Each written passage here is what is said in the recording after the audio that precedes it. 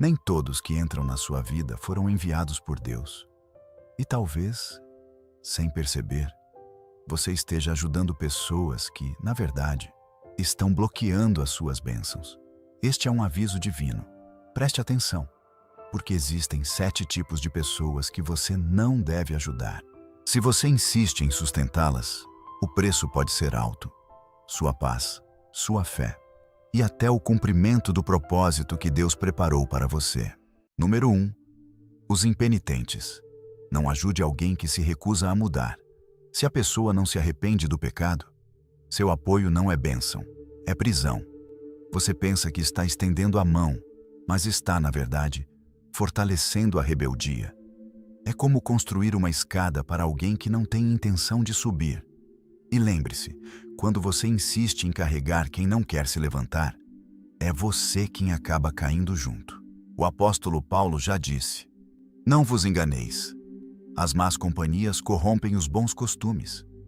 Se alguém insiste em viver no pecado, o melhor que você pode fazer é entregar essa pessoa nas mãos de Deus. Só Ele pode transformar um coração endurecido. Deus não quer que você se confunda com aparências.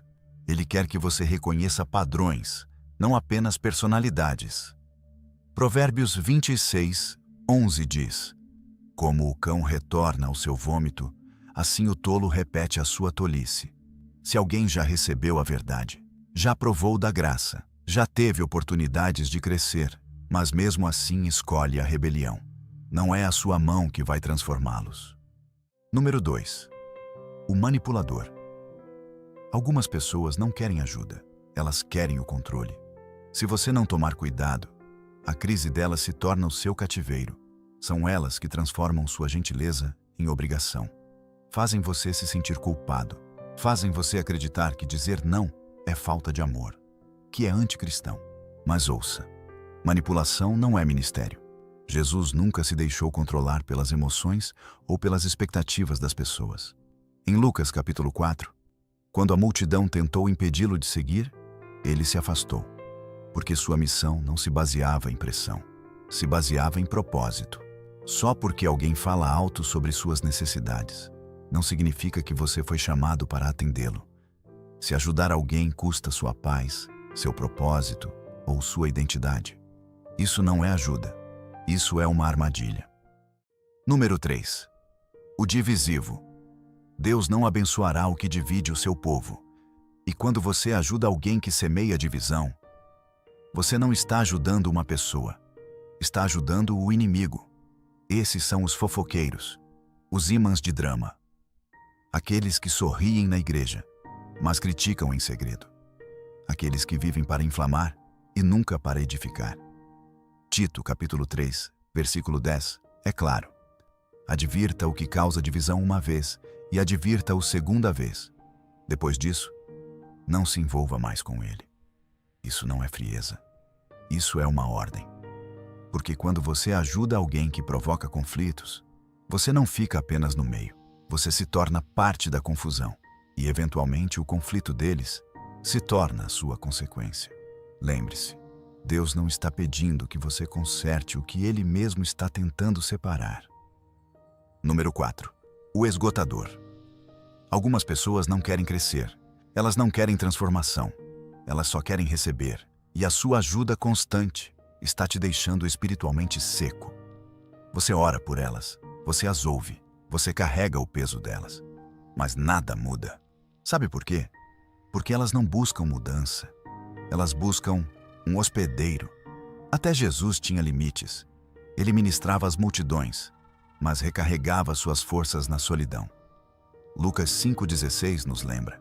Jesus frequentemente se retirava para lugares solitários e orava. Se o Filho de Deus precisava de distância, você também precisa.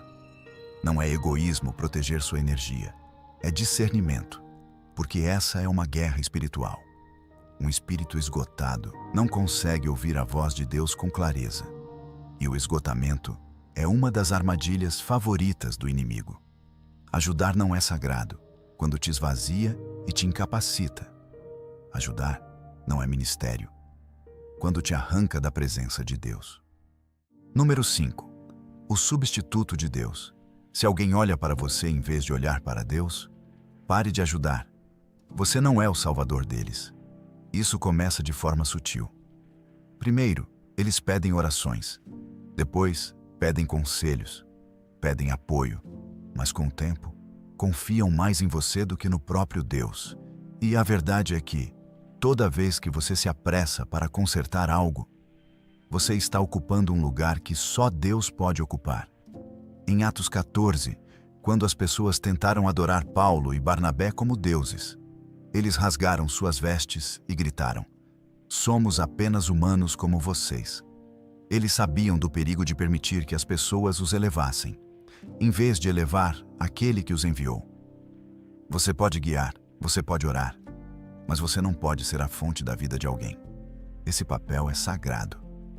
Se alguém continua se voltando para você, em vez de se voltar para Deus, sua ajuda deixa de ser bênção e passa a ser obstáculo. Lembre-se, você não é a resposta. Você é apenas o mensageiro. A fonte sempre será o Senhor. Número 6. O desobediente intencional. Se eles sabem o que Deus disse e ainda assim escolhem a rebelião, não se associe a eles. Essas são as pessoas que dizem: "Sim, eu sei o que a Bíblia diz, mas..." Pessoas assim não precisam de uma tábua de salvação. Elas precisam de um chamado para acordar. A palavra é clara em 2 Tessalonicenses 3,14. Observem aqueles que não obedecem à nossa instrução. Não se associem a eles para que se sintam envergonhados. Isso não é rejeição. Isso é redirecionamento por consequência.